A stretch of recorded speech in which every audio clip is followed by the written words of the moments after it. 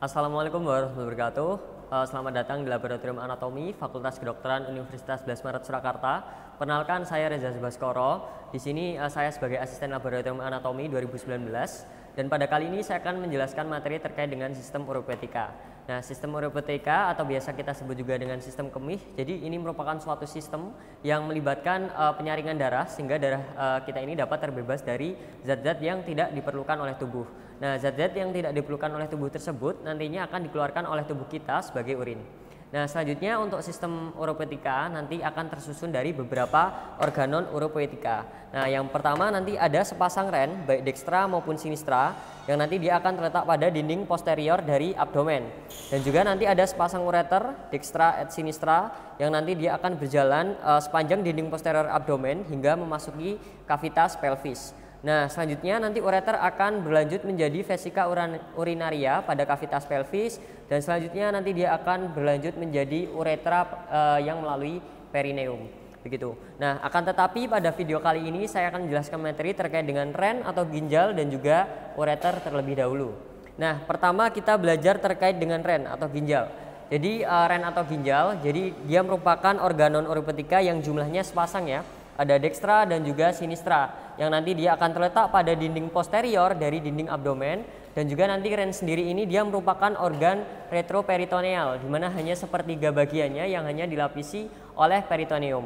Nah, selanjutnya untuk ren sinistra ini dia akan memiliki letak skeletopis setinggi dari bagian superior vertebra torak 12 kurang lebih coste 11 hingga nanti ke bagian inferior dari vertebra lumbal 3. Nah, sedangkan pada ren dexter ini nanti dia akan lebih rendah setengah vertebrae karena adanya pendesakan dari lobus hepatis dexter sehingga nanti akan terbentuk impressio renalis pada hepar.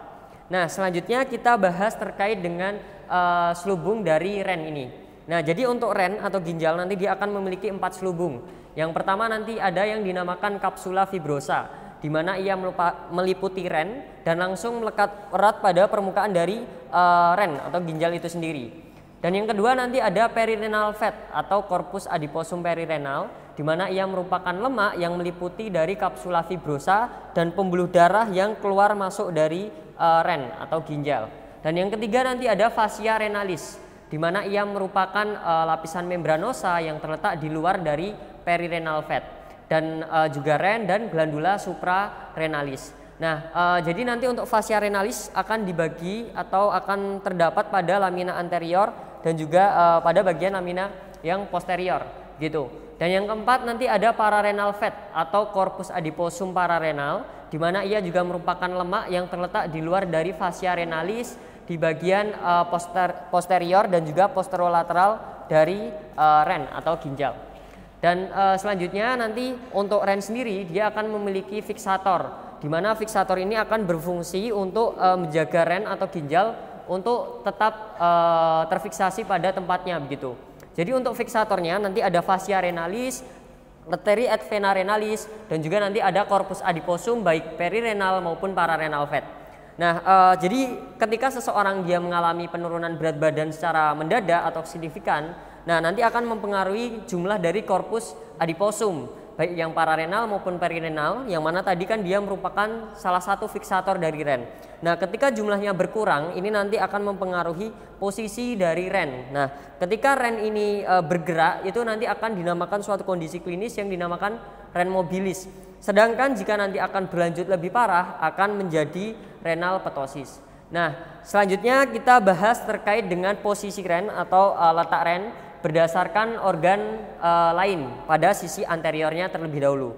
Nah, pada bagian anterosuperior nanti ren sinistra akan berhadapan dengan glandula suprarenalis sinistra, gaster, dan juga lien.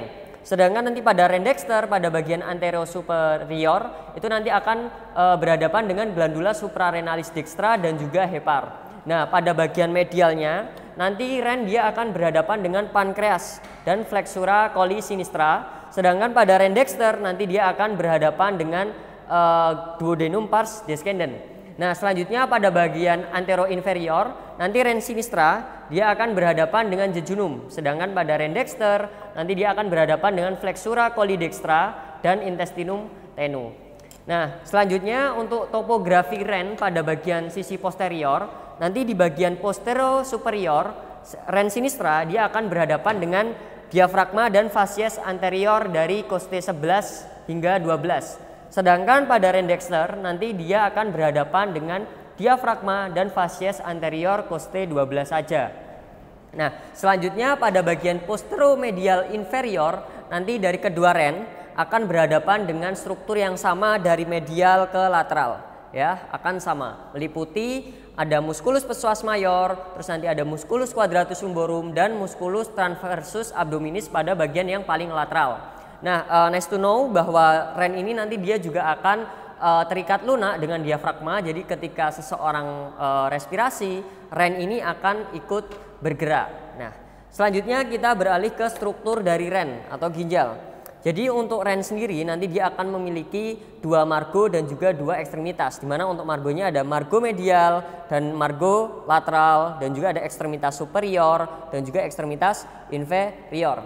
Nah, untuk margo medial nanti struktur rennya dia akan berbentuk konkav atau cekung, di mana nanti pada bagian sentralnya terdapat ada hilus renalis. Nah, struktur yang keluar masuk dari hilus renalis nanti secara berurutan. Pada bagian anteriornya itu ada vena renalis, dan nanti pada bagian medial ada arteri renalis, dan nanti pada bagian posterior ada pelvis renalis yang nanti dia akan melanjutkan diri menjadi ureter, dan nanti juga terdapat adanya beberapa nervus dan juga pembuluh limfa yang keluar masuk dari hilus renalis. Sedangkan nanti pada margo lateral dari ren ini dia akan berbentuk konveks atau berbentuk cembung begitu.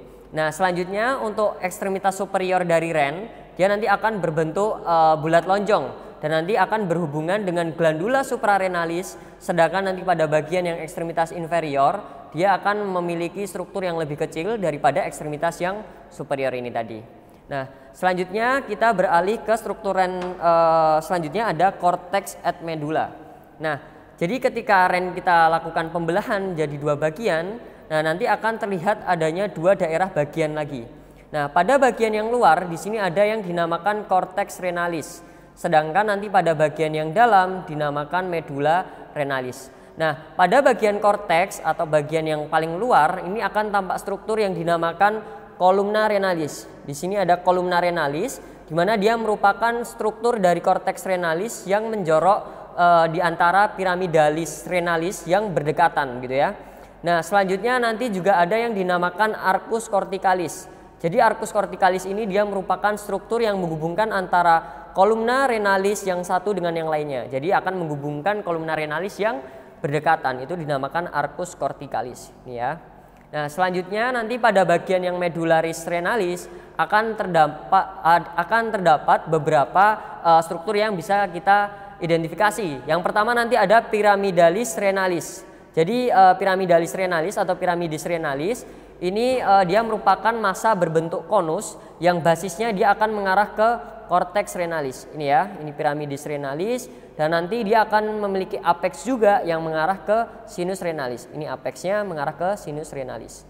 Nah, selanjutnya nanti juga ada papilla renalis. Jadi papilla renalis ini dia merupakan penonjolan yang terletak di apex piramidis renalis yang nanti dia juga akan menghadap ke arah sinus renalis. Dan yang ketiga nanti ada foramina papillaria atau area cribosa, yang mana dia merupakan lubang-lubang kecil di ujung papilla renalis yang merupakan muara dari ductus papillaris bellini menuju ke calyx minor, gitu ya. Nah, selanjutnya nanti ada calyx renalis minor. Nah, calyx renalis minor ini dia merupakan struktur yang akan berhubungan dengan satu atau lebih papilla renalis. Nah, ini calyx renalis minor, dan nanti dia akan melanjut menjadi calyx renalis mayor. Nah, calyx renalis mayor ini dia merupakan lanjutan dari gabungan 2 sampai 3 calyx renalis minor, dan selanjutnya nanti ada yang dinamakan pelvis renalis. Ini bisa kita lihat ada pelvis renalis yang mana nanti dia akan berlanjut menjadi ureter, gitu ya. Nah, selanjutnya nanti yang terakhir ada sinus renalis. Jadi untuk sinus renalis ini dia merupakan pelebaran dari hilus renalis, yang mana nanti dia ini merupakan suatu ruangan yang berisi dari pelvis renalis dan juga calyx renalis mayor yang nanti akan dikelilingi oleh jaringan lemak, arteri vena renalis dan juga serabut saraf begitu. Nah, selanjutnya untuk vaskularisasi dari ren sendiri, dia nanti akan divaskularisasi oleh arteri renalis yang mana dia merupakan cabang dari aorta abdominalis. Yang selanjutnya nanti dia akan bercabang lagi menjadi ramus anterior et ramus posterior, yang nanti dia akan masuk melalui hilus renalis, lalu dia nanti akan bercabang lagi menjadi ramus primaries atau arteri lobaris, yang nanti dia akan menuju ke setiap piramidis renalis. Nah, nanti juga ada arteri yang menuju ke kolumna renalis, dinamakan arteri interlobaris. Nah, nanti arteri interlobaris ini dia akan menuju ke basis dari piramidalis renalis yang nanti akan bercabang menjadi arteri arcuata. Nah, nanti arteri arcuata dia juga akan berjalan sepanjang basis piramidis renalis dan bercabang lagi menuju ke arah korteks renalis, dinamakan arteri interlobularis. Nah, nanti setelah menjadi arteri interlobularis dia akan berlanjut menjadi arteriol afferent glomerulus, yang nanti dia akan membawa darah ke glomerulus yang selanjutnya akan difiltrasi membentuk urin. Nah, akan tetapi tidak semua darah itu nanti dia akan difiltrasi dan akan ada darah yang tetap mengalir dari glomerulus ke arteriol efferent glomeruli yang akhirnya nanti akan berakhir di vasa recta. Nah, untuk venanya nanti dia akan berkebalikan, maksudnya akan berlanjut gitu ya. Jadi setelah dia menjadi arteri vasa recta, nah nanti dia akan menuju lagi ke vena interlobularis dan nanti dia akan menuju ke vena arcuata dan menuju ke vena interlobaris dan berlanjut menjadi vena renalis dan akhirnya bermuara ke vena cava inferior. Nah, selanjutnya kita beralih ke inervasinya. Jadi untuk ren atau ginjal nanti dia akan diinervasi yang dibawa oleh plexus renalis. Nah, jadi plexus renalis ini nanti di dalamnya akan mengandung serabut afferent, simpatis dan juga parasimpatis. Gimana untuk serabut afferent dari plexus renalis nanti dia akan berasal dari nervi splagnici thoracici. Nah, sedangkan yang simpatis oleh nervus splagnicus major et minor. Sedangkan nanti untuk yang parasimpatis diinervasi oleh nervus vagus. Nah, selanjutnya untuk drainase limfe dari ren atau ginjal ini nanti dia akan menuju ke nodi aortici laterales. Nah, begitu. Nah, selanjutnya ada kondisi klinis yang dapat terjadi pada ren atau ginjal. Yang pertama, nanti ada yang dinamakan ren mobilis yang tadi sudah saya sebutkan. Jadi ren mobilis ini kondisi ketika korpus adiposum sebagai salah satu fiksator ren itu dia berkurang jumlahnya sehingga memungkinkan ren untuk bergerak dari posisi aslinya gitu ya. Dan yang kedua nanti ada hidronefrosis, keadaan di mana ren tidak dapat menyalurkan urin sehingga nanti ren itu akan membesar karena terkumpulnya urin pada ginjal atau ren. Dan yang ketiga nanti ada nefrolitiasis atau biasa disebut juga dengan batu ginjal, di mana nanti akan timbul rasa nyeri jika dilakukan pemeriksaan ketok ginjal pada pasien tersebut. Dan selanjutnya nanti yang keempat ada nefrektomi, di mana ini merupakan suatu metode pengangkatan sebagian jaringan ren. Dan yang kelima nanti ada nefritis. Nah, biasanya untuk yang itis itu menunjukkan suatu peradangan ya.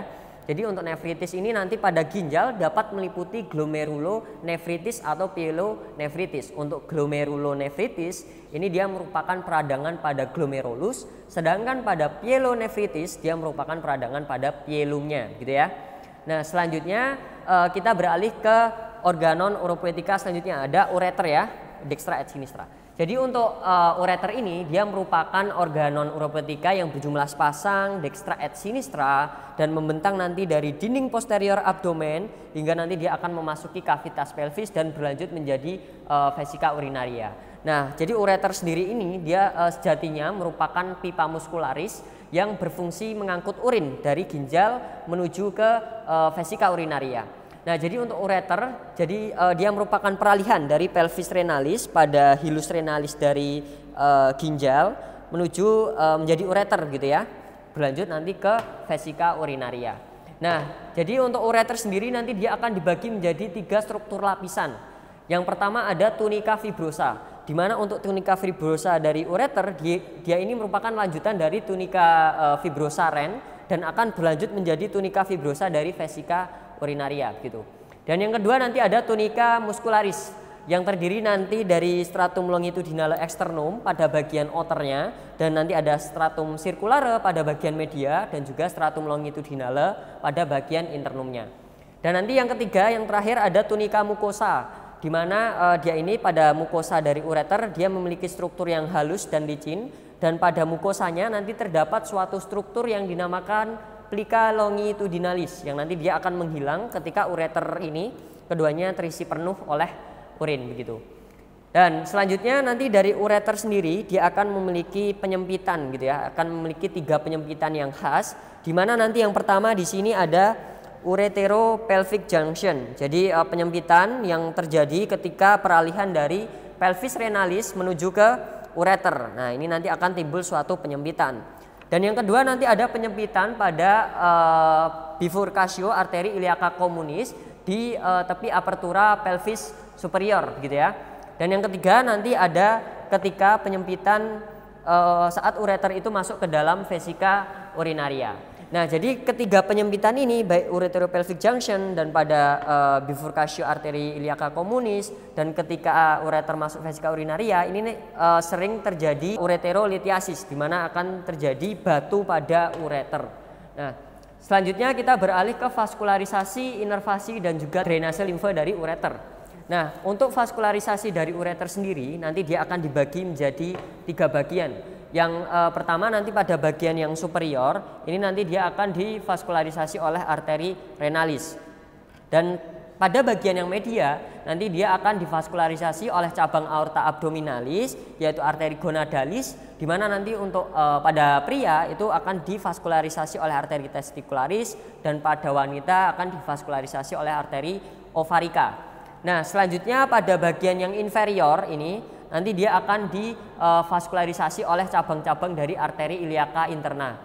Nah, selanjutnya untuk inervasi dari ureter sendiri nanti pada bagian sistem saraf simpatisnya dia akan diinervasi oleh plexus renalis, plexus intermesenterica atau plexus aorticus dan plexus hypogastricus superior. Sedangkan nanti pada bagian sistem saraf parasimpatisnya dia akan diinervasi oleh plexus renalis dan plexus aorticus saja. Nah, nanti untuk drainase limfa dari kedua ureter dia akan menuju ke nodi aortici lateralis dan juga nodi iliaki begitu. Nah, selanjutnya yang terakhir ada kondisi klinis yang dapat terjadi pada ureter. Nah, jadi pada ureter ini nanti dapat terjadi suatu kondisi klinis yang dinamakan ureteritis. Nah, seperti biasa jika berakhiran itis itu biasanya merujuk kepada suatu peradangan ya. Nah, jadi ureteritis ini merupakan kondisi radang yang dapat terjadi sepanjang ureter. Nah, yang kedua nanti ada ureterolithiasis, di mana ini merupakan kondisi klinis ketika terjadi batu pada ureter begitu. Nah, biasanya ureterolithiasis ini tadi sering terjadi pada ketiga penyempitan yang saya sebutkan tadi. Nah, selanjutnya yang ketiga ada megaloureter. Nah, megaloureter ini dia merupakan kondisi ketika ukuran ureter itu yang terbentuk melebihi dari normal. Nah, selanjutnya yang keempat ada vesicoureter reflux. Jadi keadaan di mana berbaliknya cairan urin dari vesika urinaria kembali ke ureter atau terjadi retrograde begitu. Ya, jadi begitu saja, demikian penjelasan terkait dengan ren dan ureter dari saya. Kurang lebihnya mohon maaf, semoga ilmunya bermanfaat, materinya bermanfaat. Terima kasih. Wassalamualaikum warahmatullahi wabarakatuh.